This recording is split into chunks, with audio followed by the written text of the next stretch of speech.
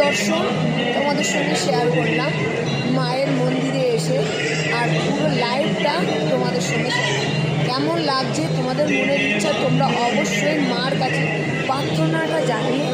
এখানে মা সরস্বতী, মা কালী আর মা বৈষ্ণবী এক পিণ্ডরূপে দর্শন আমাদের হয়েছে।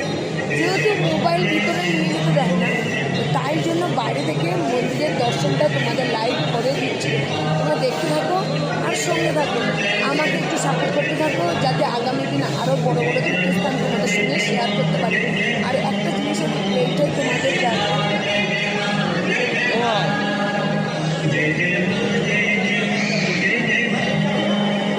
পাহাড়ের প্রকৃতি আর মা যে কত রূপ। আর আজকের ওয়েদার ভীষণ খারাপ, তা সত্ত্বেও মার আজকে সুন্দর দর্শন, মায়ের দর্শন আর মন্দিরের দর্শন তো অবশ্যই দেখতে পাচ্ছ।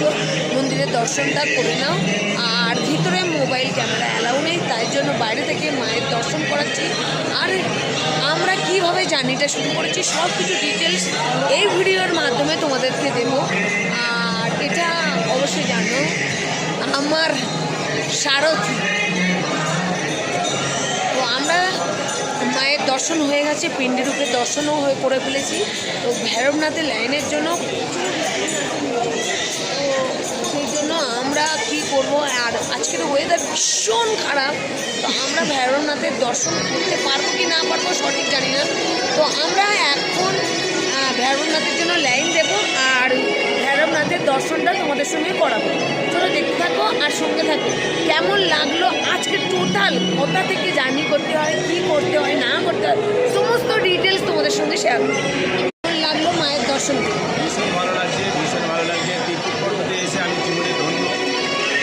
মায়ের দর্শন খুব সুন্দর এবং খুব ভালো লাগলো। এরকম ভবিষ্যতে প্রত্যেকেরই বলবো একবার অন্তত এই জায়গা আসা। তো আমরা এই চারজন আমাদের টোটাল আমরা এই ট্যুর প্ল্যান সব তোমাদের সঙ্গে শেয়ার করেছি। আর টোটাল এই চারজন কারণে রোপও এখন বন্ধ আছে, সেই জন্য আমরা আর রোপোর টিকিট কাটলাম না। আমরা বেরিয়ে পড়েছি আমাদের নিচের দিকে। প্রচণ্ড বৃষ্টি হচ্ছে, প্রচণ্ড ওয়েদার ভীষণ খারাপ।